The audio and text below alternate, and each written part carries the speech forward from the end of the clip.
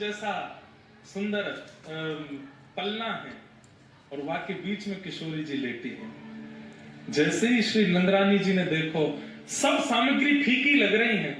नंद बाबा तो कह रही मेरे को मन ही ना है रो कछु भी लाली पे चढ़ावे को, इतनी सुंदर है लाली, या के समान हम कछु लेके ही नहीं आए हैं। सोई गोद में यहाँ कमर पे लटके हुए लाला, धीरे ते मैया खुजान लगे, बोले मैं हूं ना रत्न।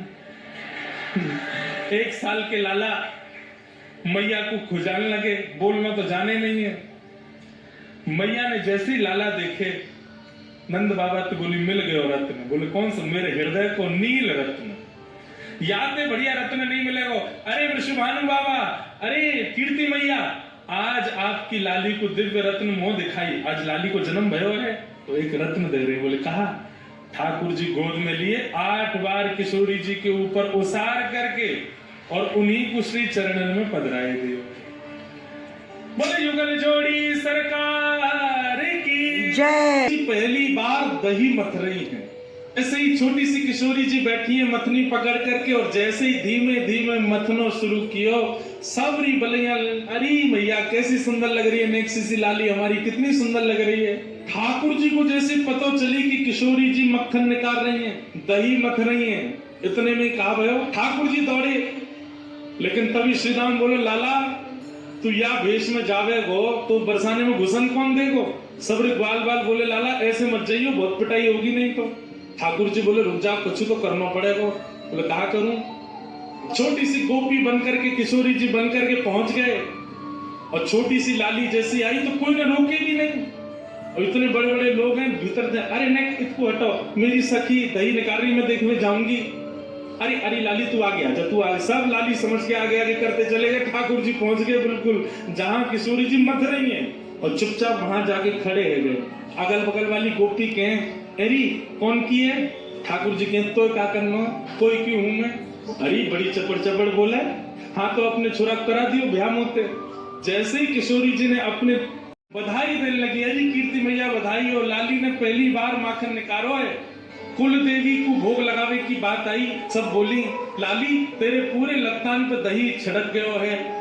किशोरी जी दूसरे लत्ता दूसरे वस्त्र पहनने गई, सब सखियां भी किशोरी जी को तैयार करने गई। छोटी सी किशोरी जी चली गई, नेक्सी सी एक सखी रह गई भीतर। ठाकुर जी गोपी बोली अरे तू ना जावेगी लत्ता बदलवे?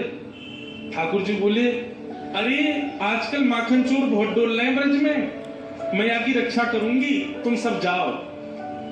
गोपी बोली अरे बड़ी सुगर छोरी है, देख कैसे यहाँ मन में आई कि रक्षा करेगी यहाँ की। अच्छा ठीक है तू रक्षा कर, हम जा रही हूँ। बीच रास्ता में ठाकुर जी ने सोची नेक 100 मक्खन निकलो है, और मां सबरे वो मुस्टंडा खड़े होंगे खावे को। अरे नेक 100 तो है, सबन को बांटना पड़ेगा।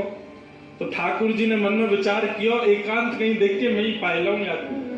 तभी एक वृक्ष के नीचे ठाकुर जी बैठ गए, और अपना स्वरूप भी नहीं बदलाया, और एक वृक्ष के नीचे बैठ करके जैसे ही मक्खन ठाकुर जी ने अधरसों लगायो, और मक्खनन को तो स्वाद आवे, लेकिन किशोरी जी के हाथ से निकसो मक्खन जैसे ही ठाकुर जी के अधर पर गया, अधर पर जाते ठाकुर जी तो बेसुध होके मूर्छित होके गिर पड़े वहीं पर। आहा ऐसा स्वाद आ रहा है। ठाकुर जी एक दर्पण लेके आए, दर्पण में किशोरी जी से कह रहे हैं कि हे श्यामाजू क्यों बताओ हम दोनों में सुंदर कौन लग रहा हो? आप सुंदर लग रही हो कि मैं सुंदर लग रहा हूँ? किशोरी जी प्रेमी है ना, प्रेम में तो स्वभाव होता है कि वास्तविकता नहीं बोली जाती है, ऐसा कुछ बोला जाता है कि दूसरा रूठ जाए।